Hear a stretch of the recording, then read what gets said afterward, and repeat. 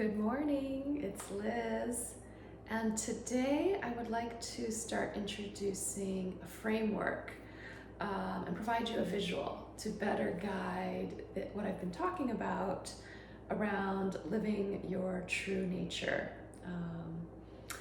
So for those of you who don't know me, I'm Dr. Liz Gutierrez, and I'm a psychiatrist that helps people reconnect to their true nature so that they can live an authentic life in harmony with themselves and the earth. And today is day 9 of the Pick Your Practice Daily Challenge. And I know I'm not doing a live today, I'm doing a pre-recorded video because I didn't know how, I wanted to make a video on my phone and I didn't know how to do a live video horizontal. The last time I turned my phone horizontal on a live, my video turned out sideways. So if you know how to do that, please drop me a comment and let me know. I'd really appreciate it.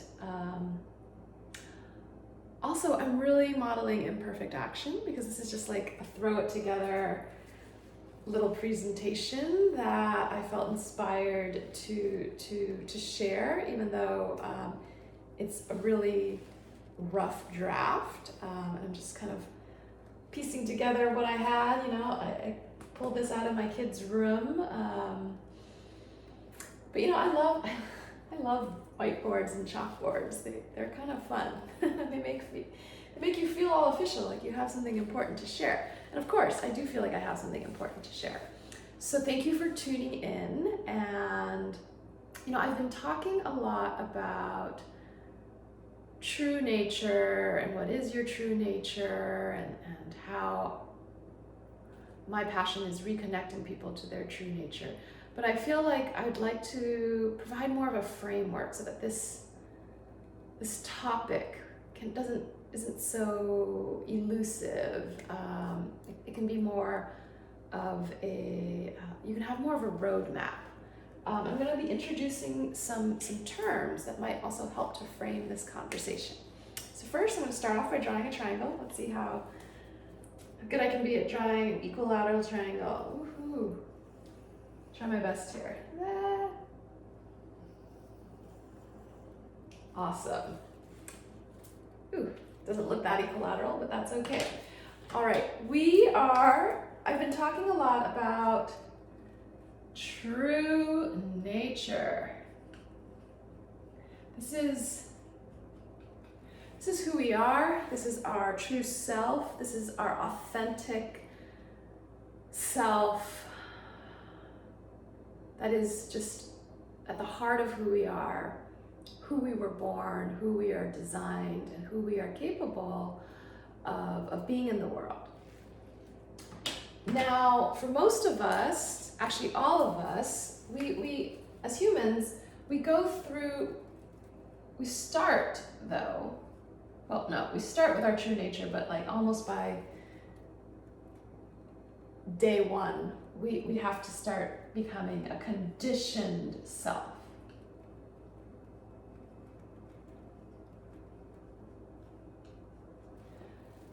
A conditioned self. And the Oxford Dictionary defines conditioning as just the training or habituation of a human or animal to respond in a certain way to their environment, or to become accustomed to their environment in a certain way. So, in many ways, when we live in society, we have to be socially conditioned. From day 1, we start learning the rules of how to behave and operate in the world. And this process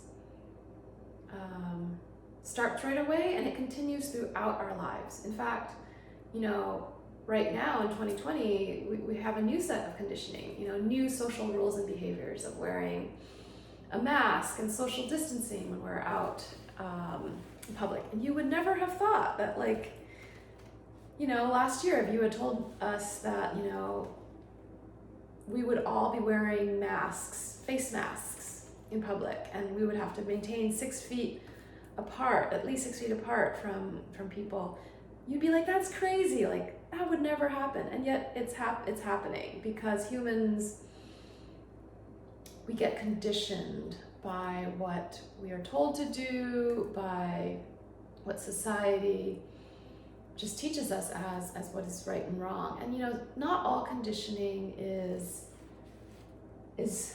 bad, like social distancing and wearing a face mask during a pandemic is a good thing.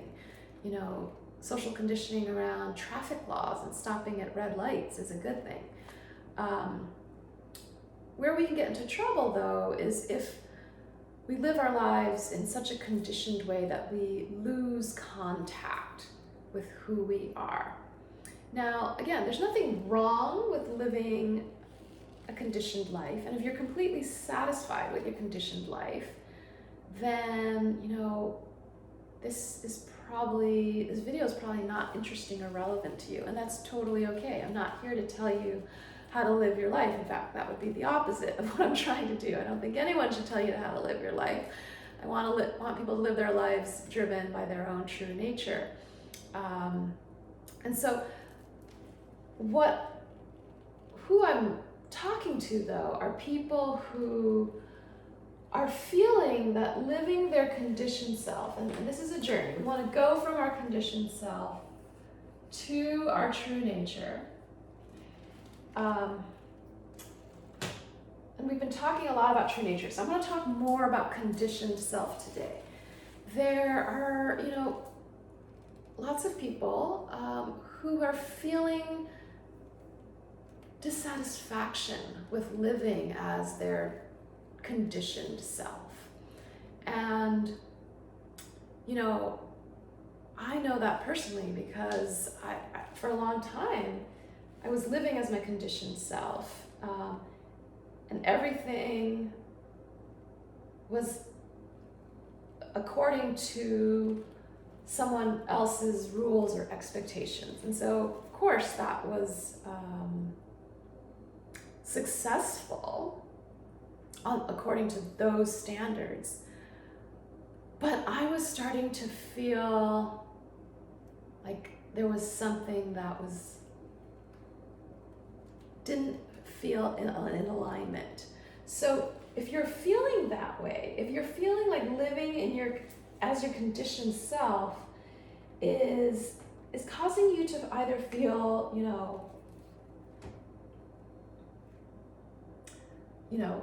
isolated, or, stuck, you're kind of feeling like something's got to change, but you're afraid of change. You're afraid of what might happen if you start allowing yourself to make this transition away from a more conditioned self to your true nature. What might happen to your life? But you're really kind of tired. You're kind of tired of living life by external expectations. Someone else's rules. You're really tired of that because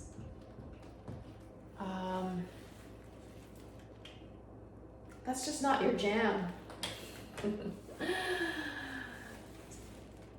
So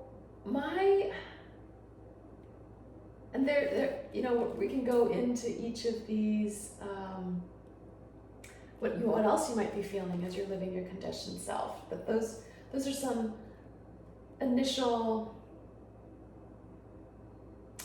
frameworks or rubrics for how you might be feeling if you've been living your conditioned self and doing everything that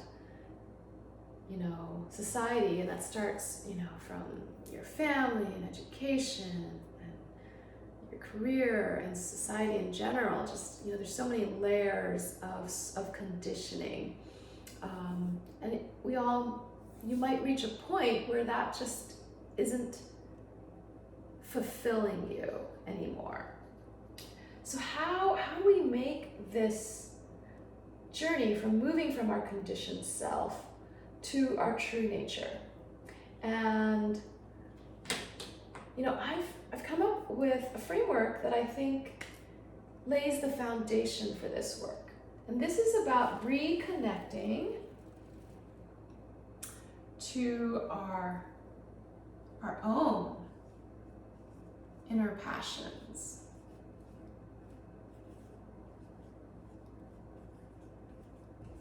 Our own inner passions and desires.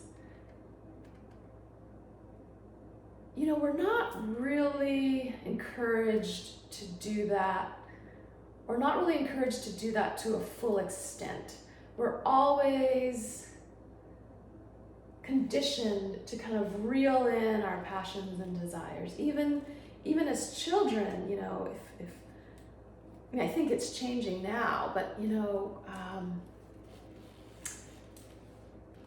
there's been a sort of, you gotta be practical. You gotta do something that will pay the bills and give you a secure life. We've been very conditioned around security.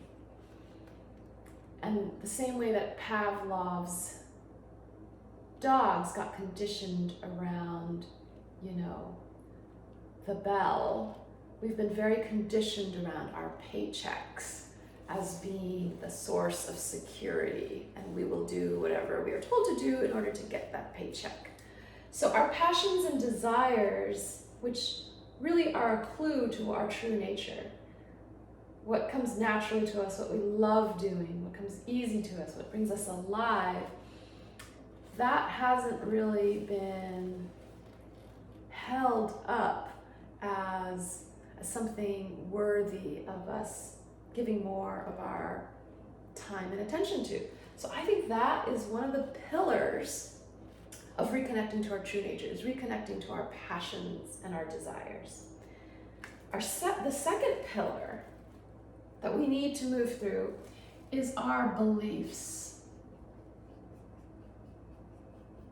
and blocks.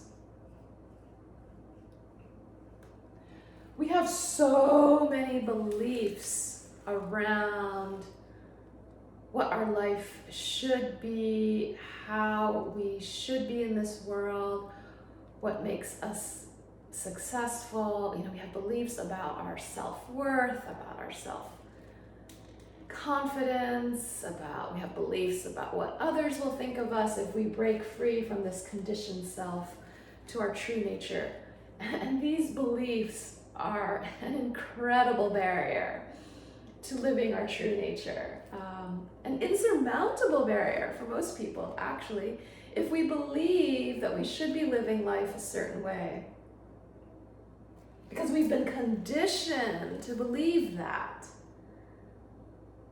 Then even though, you might hear people talking about your true nature or saying it's great over here, you're not going to move past your conditioned self if your beliefs that you should be living your conditioned self are so strong, or that your beliefs about taking this journey is impossible or scary or is going to ruin your life, then you're not going to be able to make that journey. And then blocks, beliefs can be blocks, but we also have emotional blocks, energetic blocks that have just been accumulated over the lifetime. And those can be real resistances as well to making this journey. So that is an important pillar to address. And then lastly, the other pillar that's really important in living your true nature is taking action. Because I'm talking about living your true nature. I'm not talking about learning your true nature. You might have to learn it first, but then you actually have to live it. You have to take action. You have to take actual steps to move from the conditioned self to your true nature. And this is an infinite journey, because you're always moving. There's always more of your true nature to deepen into and unfold into. So it's a never-ending journey, and you're always picking up more conditioning as well. As you move through different stages of your life, you might be picking up different conditioning around, oh, I'm too old to do this, or I need to wait until I'm retired, or whatever it is. So this is a process that requires action. Otherwise, you can read all the books you want, you can watch all the videos you want, but unless you actually take action, you're not going to move, and it's not a destination, it's a journey. Move more towards your true nature, where you're no longer living life by external expectations, but there's more inner fulfillment.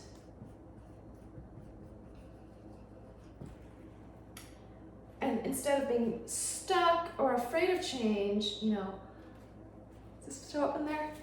Life starts flowing again. The last few videos I talked about flowing with the energy of water and the energy of source. So life starts flowing again.